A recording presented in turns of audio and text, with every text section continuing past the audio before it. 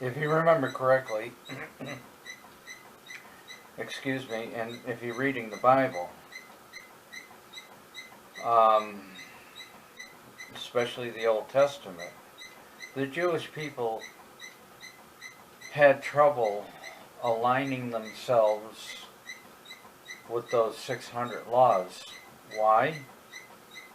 Because before that they were worshiping different things.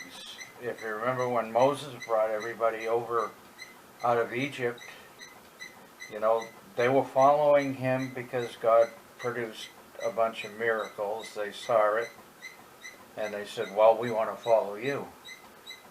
But when Moses was up on the mountains talking to God, they were busy creating a calf that they could worship, because Moses wasn't there to keep them, you know, and say, wait a minute, you're going backwards. So if you actually look at what's happening, and like I said, it doesn't matter what country you're at. You know that you have your own religious beliefs, or maybe you're an atheist and you don't have any at all because you've seen the confusion everywhere else, but it doesn't matter where you start from.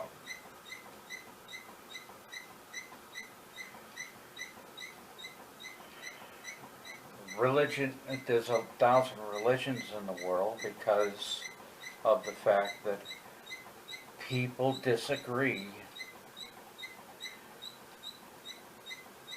and they're in the religion that they are in because it agrees with their personality. It agrees with what they believe religion should be. Has nothing to do with whether it's true or not. It's just what clicks to them. The truth really has nothing to do with it. Their religion makes them feel better. And so that's why they believe. So here we are in the world with all these 1,000 religions, and everybody is saying, well, I got my own religion, I don't want to hear about yours. And all you're doing is making yourself comfortable. But it's, you know, sooner or later, you're going to be faced with the truth. Now, to keep you from worrying too much about it, whatever your beliefs are, and I would say that 90% of the entire population of the world believes in a God, right? And so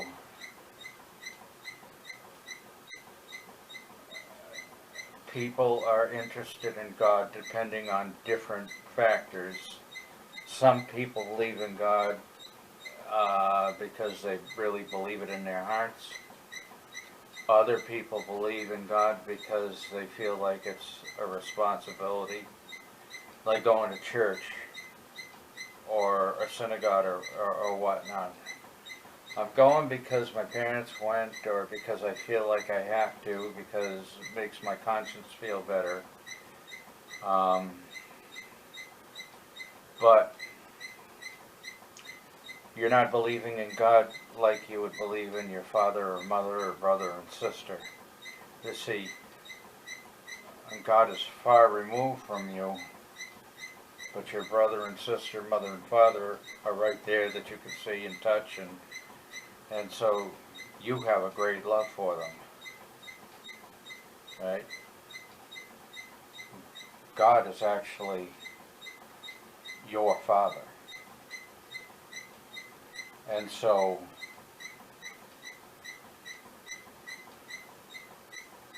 if you really believe that, you should be developing a love for Him just like you love your brother, sister, mother, and father. But even more so. The truth is that if you're remotely interested in God, you're going to be resurrected to a resurrection of judgment. There's actually two resurrections, a resurrection of judgment and a resurrection to life. So, with all those 1,000 religions and those people who are half-heartedly interested in God, you're going to be resurrected to a resurrection of judgment. Right? And the judgment is really up to you. God isn't going to judge you because He's your Father.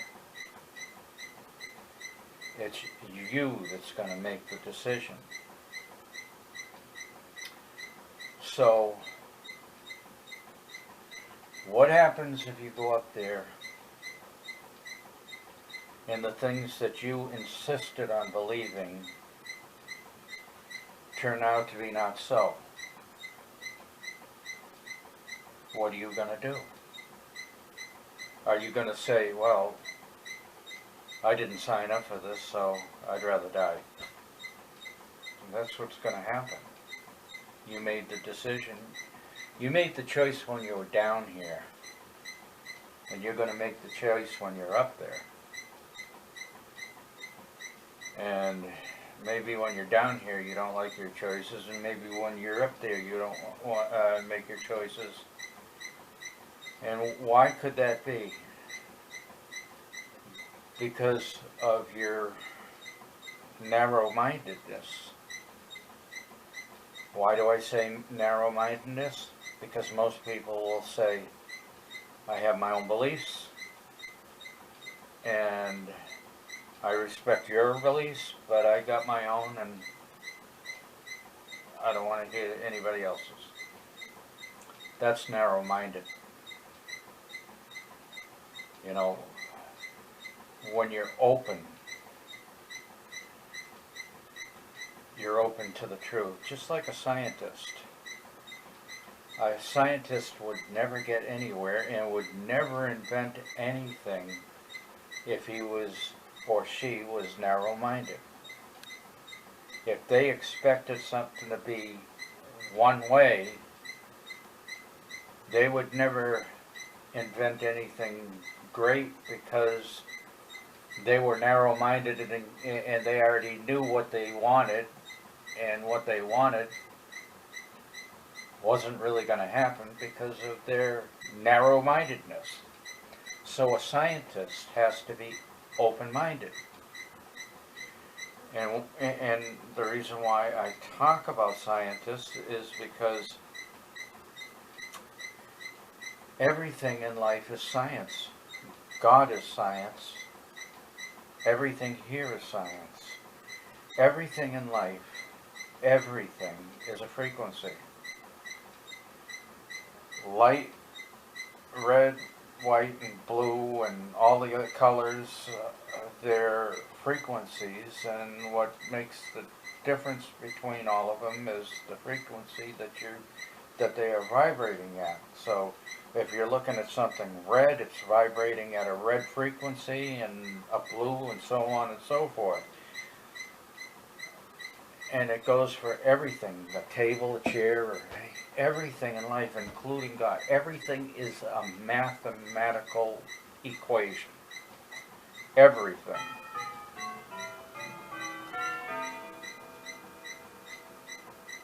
God created everything because of mathematical equations.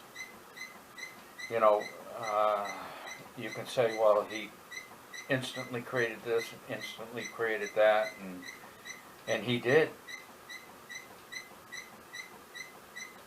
But it had mathematical equations behind it. Everything has to be figured out. Everything. And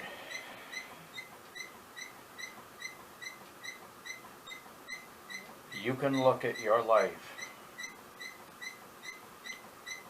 as you look at your own child. When your child is first born, it knows nothing, and you have to take care of it. And it's years before that child will be able to talk, so that you can communicate with it. And then you have to teach that child for years more to learn, about simple things in life. Well, we, in our 70 or 80 years of life here, are exactly like that child we were talking about. We absolutely know nothing compared to God and His government up there, His kingdom. His kingdom is based on science that we couldn't even dream about. And why do I say science? Because, like I said in the first place, everything in life, everything is a mathematical equation. Everything vibrates at a certain frequency. And if you don't believe me, go to the science books, and they'll show you about atoms vibrating and circling around, protons, neutrons, electrons. Those are the building blocks of life. They're the building blocks of this table, this chair, me, you. Everything in life is science. So, when you're saying, I have my own religion, I have my own beliefs, you're blocking out the truth. And I'm going to go into the truth in the next video. But know this, that whatever you've chosen in life,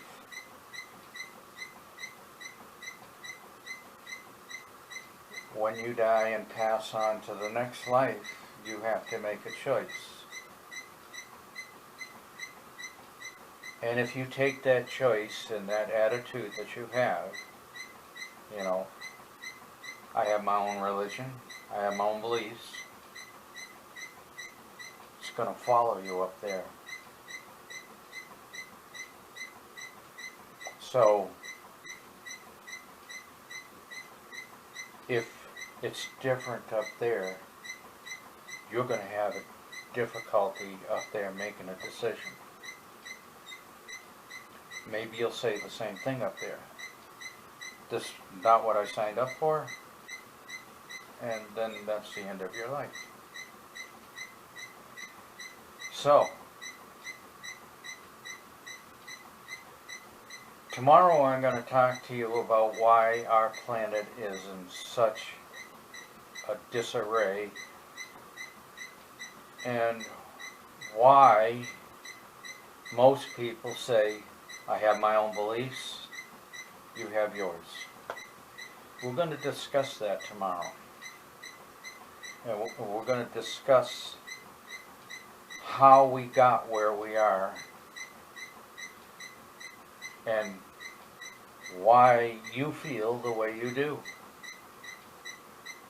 That is going to be our topic tomorrow, and it's probably going to go a little further because it's a very, very in-depth. You really, really need to know the whole truth, if truth even matters. So with that, you have a nice day, and we'll talk tomorrow.